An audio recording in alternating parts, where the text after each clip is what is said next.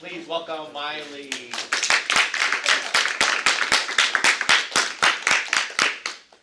So I was really unoriginal with the name, and I didn't realize everyone was going to title their slides, so I just called it Exploration Design. But I ended up making a mask out of paper mache, so that's my project.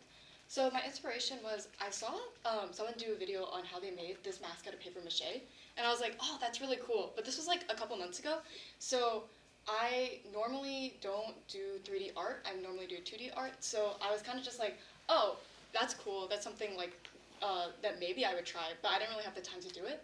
So with this project, kind of gave me an opportunity to try something new like this, so I decided to go for it. My mood board, so I kind of have like, I really like angel statues, so I kind of wanted to do something similar or inspired by that. And so this is kind of what I was going for with my mask. This was my original sketch. I was mainly inspired by those two images. You can kind of see like where I was drawing the inspiration from.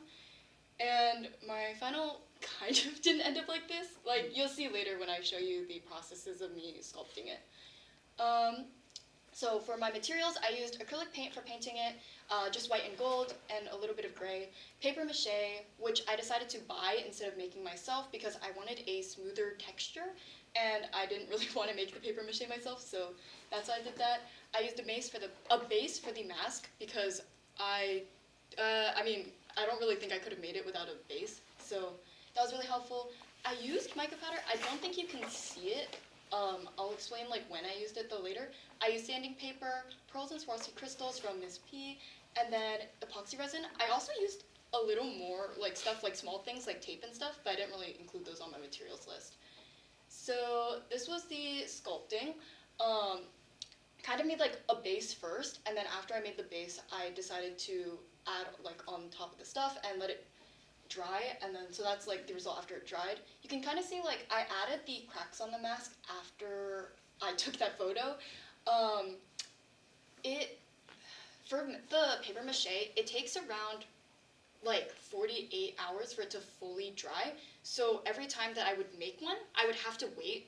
Or like, I think you can kind of tell after 24 hours if you're not gonna like it or not, but between each one I had to wait for it to dry to see what would happen. Especially because in the drying process, you don't know which parts of the mask are too thick or too thin with the paper mache. So some parts would crack, and the cracked parts would definitely, like, I think I put, yeah, my failures and practices on the practice ones, you can kind of see like all the cracks that happened. And so because of the cracks, I decided to scrap these. But I did do like a lot of trial ones just to kind of see like what the shape of the mask was gonna feel like. So, sanding and painting, I kind of just like briefly sanded over the edges and the bumps on the mask before painting it all white and then with gold accents. And then, so after that, I did the resin because I wanted a glossy finish. So I taped the inside and then also taped up the holes so that the resin didn't fall or like coat over it essentially. And I did one layer of just resin before, and then waiting about 24 hours for it to dry, and then went in the next class day. And then I did a second layer of resin with mica powder mixed in, which is essentially like a really shimmery powder that makes it look almost like pearlescent, except I don't really think you can see it in my mask, so that's okay. Yeah, and then after you let the resin sit for 24 hours, I think is like what I let the second one sit for. I took off all the tape that I had on it, except, oh yeah, so I took off all the tape. You can kind of see like the tape got stuck with the resin, and so it was extremely hard to get those parts off, and I used a X-Acto knife to get them off, except it didn't exactly go to plan because I cut myself twice.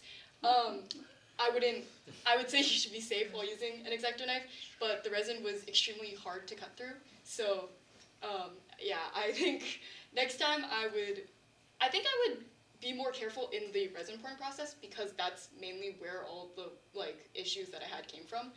But yeah. So I ended up taking photos because I thought it was kind of boring just to do just the mask. I was originally going to have my sister model for me and have me take the photos because I actually know how to use a camera and she never used one before. But she told me, or actually, I thought the mask smelled like resin, and if you know what resin smells like, it doesn't smell good. it smells like plastic, like really bad.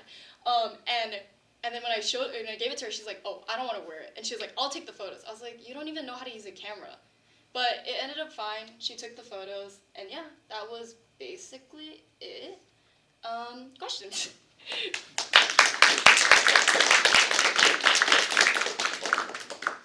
You got the real thing? Yeah, I do. I can pass it around. Put it on. Put it on your face. Oh. Oh, I have like no way of securing it because the thing that I did add to secure it fell off, so. Oh, it still smells like resin. It doesn't smell good at all. Alright, smells good. No, like. Luca? I like how you didn't get bummed out by the failures. You just kept retrying despite it taking so long to cure it. So. What? And also, it looks like it was kind of wonky at first, and as soon as you added the resin, it looks like really good. Yeah, I think the resin really helped tie it together. Because originally, I almost gave up on doing the resin because the process was so long. Like, you had to tape it, and then I had to have all the materials to mix it and stuff, and just like all that process with the resin, I was kind of like, is it worth doing the resin? Because I was running out of time with the last week, and I know resin takes a while to cure, but I think I ended up really, I think the resin helped a lot. Oh, Anna? If you had one more week, what would you do? Nothing. There's nothing more I would have You're done. satisfied Because, completely. well, not exactly, but I wouldn't want to spend another week on making this mask. Because I think 2 weeks is enough time for me to be like, oh, I made it and I enjoyed what I did. Period. Mr. Griffith? What are the emotional or character qualities you're going for in making this mask?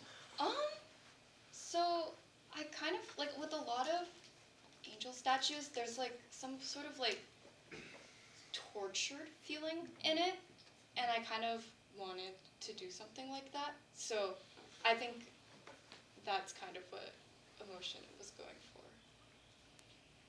Oh, Tyler? Do you find sculpting for the first time hard? Because I always wanted to do that. Yes. I feel like it was a lot different than I thought. And also the paper mache that I bought smells really bad too. So overall, the process was kind of just it's very, very different than what I'm used to. I normally don't use stuff like clay or paper mache.